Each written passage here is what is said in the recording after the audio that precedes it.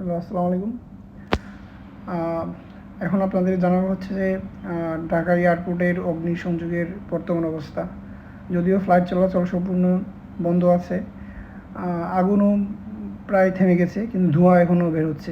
আপনারা যেমনটা দেখতে পাচ্ছেন, এখন হচ্ছে অনেক ধোঁয়া বের হচ্ছে। যদিও আগুন দুপুর 2টার দিকে লেগেছিল, কিন্তু এখন পর্যন্ত আগুন পুরোপুরি নিয়ন্ত্রণে আসেনি। ধোঁয়া বের হচ্ছে, দেখতেই পাচ্ছেন।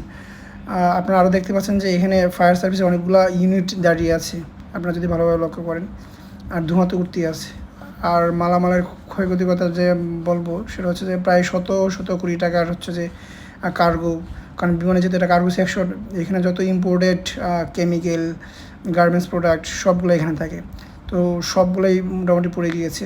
আর ক্ষয়ক্ষতির পরিমাণ এখনও পুরোপুরি নিরূপণ হয়নি। তারপরে বলা যাচ্ছে শত কোটি টাকার ক্ষয়ক্ষতি হবে। আপনারা আরও দেখতে পাবেন যে ওই হ্যাঙ্গারে সবগুলো বিমান হচ্ছে দারুণ অবস্থায় আছে। যেখানে হচ্ছে মানে এখন আর কোনো ফ্লাইট ওঠানামা করতেছে না। যাত্রীবাহী যেসব বিমান আছে সবগুলো হচ্ছে যে বোর্ডিং ব্রিজের সামনে দাঁড়ানো আছে।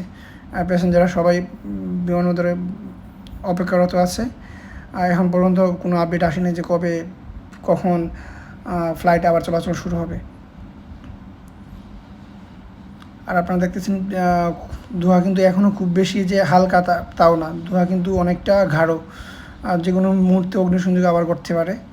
তবে বলা যাচ্ছে যে অগ্নিসংযোগের হচ্ছে সম্ভাবনা নেই, যেহেতু হচ্ছে ফায়ার সার্ভিসের অনেকগুলো ইউনিট এখনও এখানে দাঁড়ানো অবস্থায় আছে। তো অগ্নিসংযোগের ফার্দার এরকম কিছু হবে বলে মনে হচ্ছে না আমার কাছে।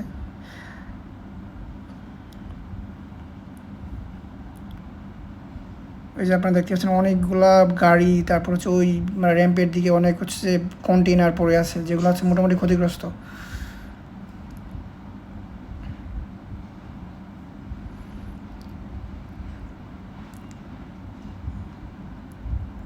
আর অগ্নিসংযোগের ঘটনাটা কোত্থেকে এসেছে এখনও পুরোপুরি বলা যাচ্ছে না। হয়তো সংশ্লিষ্ট কর্তৃপক্ষ কোনো তদন্ত কমিটি গঠন করবেন, আর সেখান থেকে বলা যাবে যে আসলে অগ্নিসংযোগের ঘটনাটা কোথা থেকে সূত্রপাত হয়েছিল। এই যে আপনারা দেখতে পাচ্ছেন সবগুলা বিমান হচ্ছে যে বোর্ডিং ব্রিজে হচ্ছে অপেক্ষারত। কোনো বিমান আসতেছে যাচ্ছে এরকম কোনো দেখতে পাচ্ছেন না আপনারা।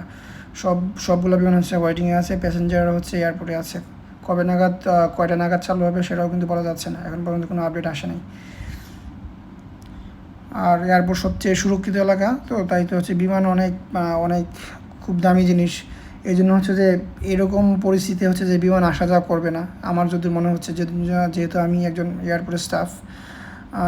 সেজন্য আমার এক্সপিরিয়েন্স থেকে বলছি, এইরকম ঘটনা ঘটলে বিমান আসা যাওয়া সম্পূর্ণরূপে নিষেধ করে দেয়। কারণ বিমানের সাথে অনেক সেফটি, অনেক প্যাসেঞ্জার, অনেক কিছু রিলেটেড থাকে। সেজন্য হচ্ছে এখন পর্যন্ত পরবর্তী আপডেট না পাওয়া পর্যন্ত বিমান চলাচল সম্পূর্ণ নিষিদ্ধ আছে।